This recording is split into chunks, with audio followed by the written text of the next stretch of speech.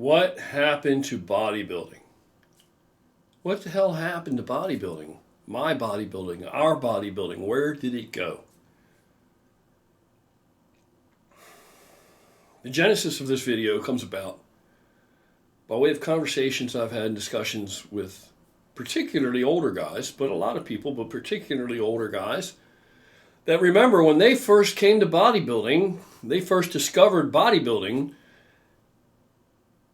it was almost a transcendental experience. When they first wrapped their beaters around a bar or around a dumbbell and they felt that blood filling that muscle and that glycogen swelling up, their skin feeling like it was going to bust, and it was a euphoric, just mind-blowing experience, and something clicked and they said, yeah, this is for me, this is me. And they were locked onto it ever since. And there was a lot of camaraderie, brothers in the iron. As corny as that sounds, that shit was real. Fast forward to today, present day, it seems like a whole different animal. Whereas previously, when you came to bodybuilding, you usually didn't know very much about the topic. There wasn't any internet. So if you somehow ended up, lifting some weights or working out and starting to read the magazines, it was a longer, slower process. It's a gradual process as you got deeper and deeper into it. And the information wasn't just right there at your fingertips. So there's something about that, that sweat equity that you had to invest. And when you thought you knew something about bodybuilding, first you realized how to train. Or you thought you were finding out and discovering how to train. Then you discovered and you tried to find out as much as you could about nutrition. And that muscle's made out of protein, basically. And that you had to eat more to build muscle. And then you realized that it was basically all about diet.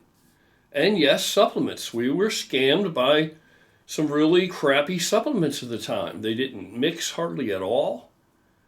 I remember the first ready-to-eat protein bar, meal replacement bar, it was so damn hard and chewy. You had to have teeth like a horse, basically, to get it down. I ate a few of them, but there wasn't any joy in it.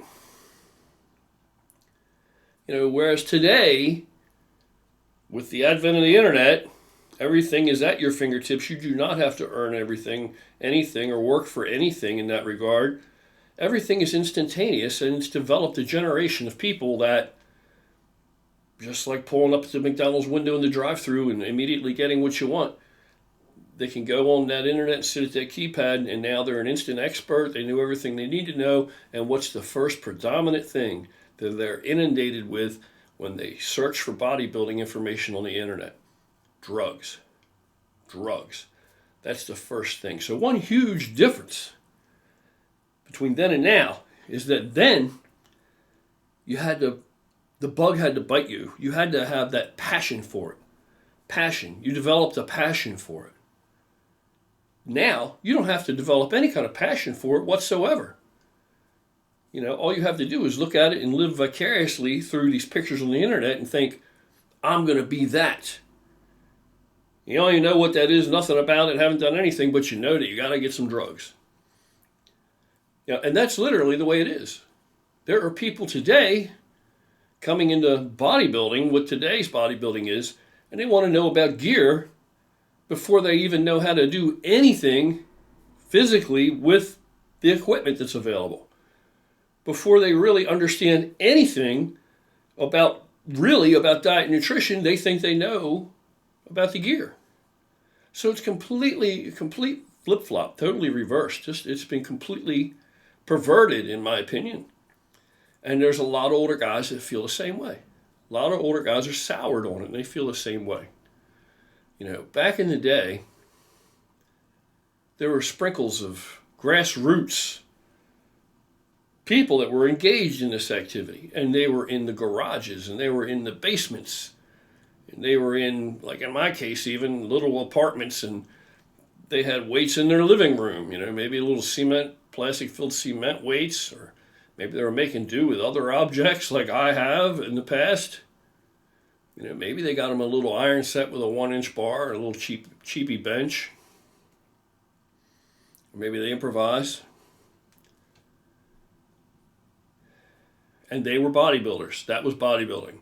That's what bodybuilding was. That was the foundation of bodybuilding. That was the foundation of bodybuilding. These homegrown, working class people, generally men, that worked, paid their bills, did what they had to do, and then in their spare time, were in the garage, in the basement, wherever they were, on the back porch, wherever the weights were situated.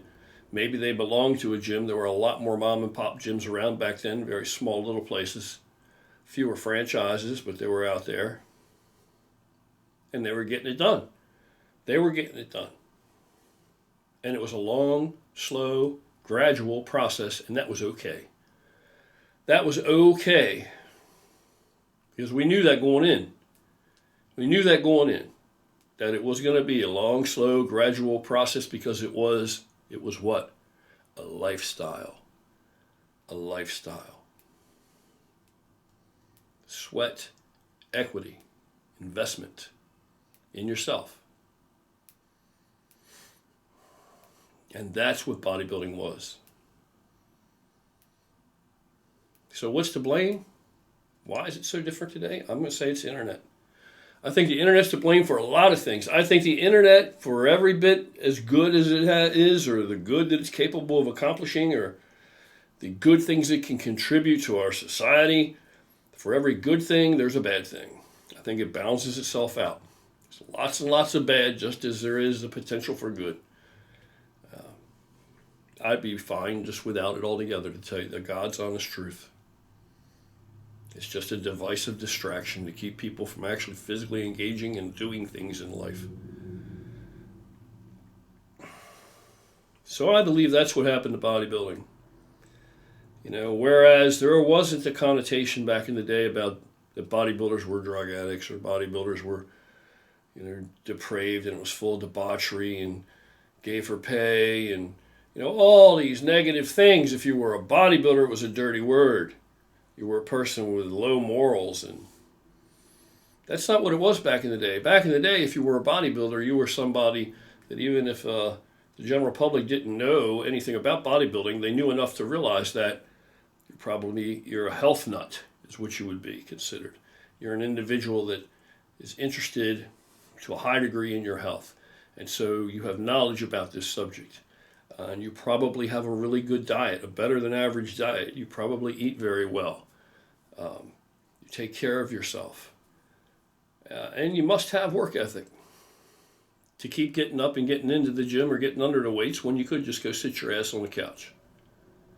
And back then, watch one of the 3 television stations that you were able to get in on the television aerial. That's what bodybuilding used to be. That's what it used to be. That's not what it is today. Today,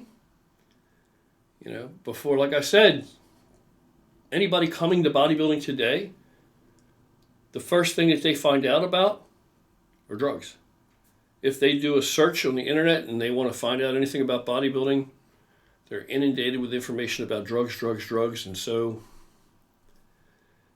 they have this now, I want it now, instant gratification mentality. And just like pulling up to the drive-thru and getting their food tossed in the window to them immediately, they just figure they can they already know what gear they need before they even have touched a weight. And it's just ridiculous. So yeah, all the debauchery and the negativity and the things that, like, Jason Blaha loves, to profusely talk about any opportunity he gets, that bodybuilding is such a negative, bad thing. And even to the degree that you are not a bodybuilder. I'm not a bodybuilder, I guess. I haven't competed in many years. So if you're not competing in the sport, you're not a bodybuilder. Here's what I have to say. Don't let somebody else tell you as a man what you are and who you are. Okay? Now, their version of bodybuilding today doesn't have to be your version of bodybuilding. It doesn't discredit, or it doesn't make yours any, it doesn't make yours disingenuous. My version is certainly different. My version is certainly different. So what I really would like to say here is, how about that we, because there are more of us than there are them. There are more of us. There are more of us all over the world, worldwide. There are more of us in the basements lifting weights, in the garages lifting weights, on the back porch lifting weights, in our living room lifting weights, maybe at a little mom and pop gym lifting weights, maybe at a big franchise gym if that's what's in the area lifting weights. But whatever, there's more of us grassroots, regular people lifting weights.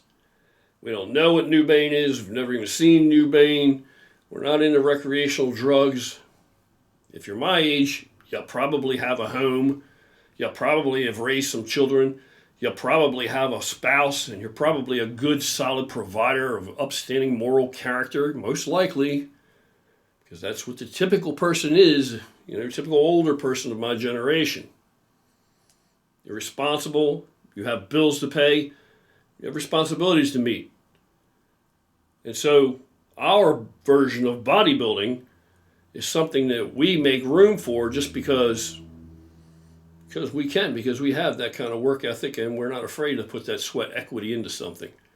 It's just something we do. That's our recreation time. That's our recreation time. And so if you're one of these guys like me, we don't have time for recreational drugs.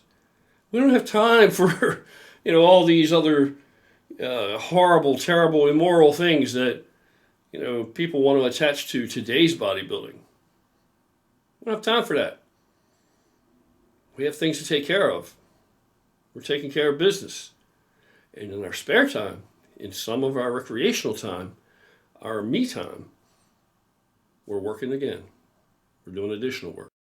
And as far as the pushing and the drug thing, the pushing the drugs and to the forefront and how it's all drugs. It's mostly all work ethic. It's mostly all work ethic. Now, are there some people over there? This is my bodybuilding. Some people over there, it's mostly drugs. Well, that's what they've been spoon-fed. That's what's been crammed down their throat every time they turn the fucking computer on or look on their device or their phone or whatever, and they're always looking at that shit. Even in the gym, they're looking at it. So they're brainwashed. That's what they think it is. But you know what? They come to the realization. You see what these guys are looking like.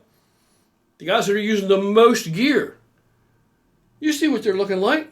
The guys that are out there telling you, oh, you got to have grams and grams and grams of gear. Look what they're looking like. I have seen, there's a little documentary, if you want to call it that, that's what they're calling it, on Vice. It's kind of old now, but what stands out to me is they have a scene in it where they have written across the screen that the average cycle a bodybuilder is on, what it costs him, the average money that he has to spend monthly on gear, it says is between $2,000 and $5,000 a month.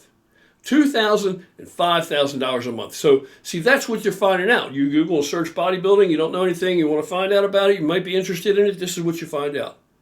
This is what you're seeing. So, of course, you might believe the shit. And then there are guys on there that look like regular gym rats that don't look like they're on no $5,000 worth of gear, for God's sake. And they're saying, oh, yeah, I know people that spend upwards of $7,000 a month. You know what I spend a month? $20. I spend $20 a month. $20. Now ask me what I spend on food. You want to know what I really spend on? Food. Gear, $20 a month, just like the old days, check it off the list. What do I really spend money on? Food. Food. Food. Ask me about that, but nobody wants to hear about that. I don't see any documentaries saying, guess how much this cat spends on food a month. You understand?